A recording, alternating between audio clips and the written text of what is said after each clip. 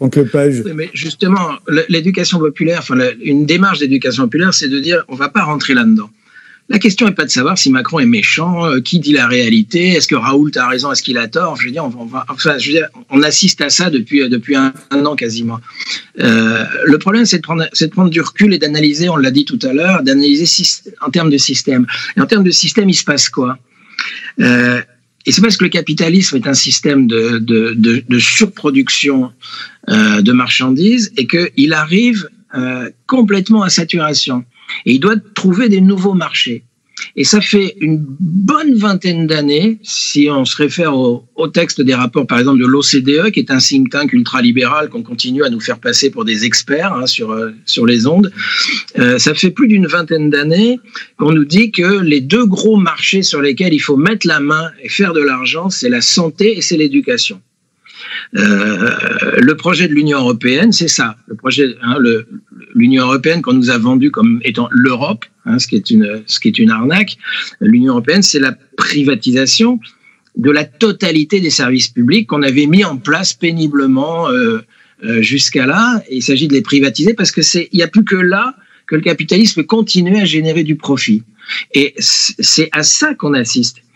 La saturation des lits d'hôpitaux, ça me fait doucement rigoler. 100 000 lits détruits entre 1995 et 2016. 100 000 lits, c'est-à-dire 20% du parc ont été détruits, d'accord, ont été supprimés. Un tiers des maternités a été supprimé. Les salaires, on est au 28e rang sur 32 pour le salaire des soignants et des infirmiers. On est quasiment les derniers de la classe. On est passé, en termes de qualité de soins, de la première à la 14e place. D'accord ? Donc tout ça, c'est un système. C'est un système qui consiste à fabriquer de la marchandise et du profit avec des choses qui, jusque-là, échappaient à la marchandise. Et si vous regardez comment ça se passe, on construit des maternités, on construit des hôpitaux jusqu'en 1981, où la droite arrive au pouvoir avec François Mitterrand, et à partir de ce moment-là, vous n'avez plus que des destructions. Et ça commence. Ça commence avec les retraites, c'est Bérégovoy qui commence à attaquer, Rocard va suivre derrière, etc. Et on se met à détruire des hôpitaux, on se met à fermer des maternités. Il se passe quoi à ce moment-là, je veux dire ?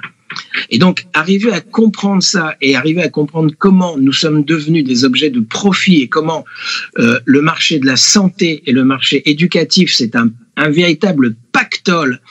Sauf que pour arriver à l'imposer, il faut générer ce qui est en train de se passer. C'est-à-dire, il faut une raison supérieure qui fait que les gens vont accepter de faire de l'éducation à distance, de faire de la médecine à distance. Et cette raison supérieure, c'est un coronavirus.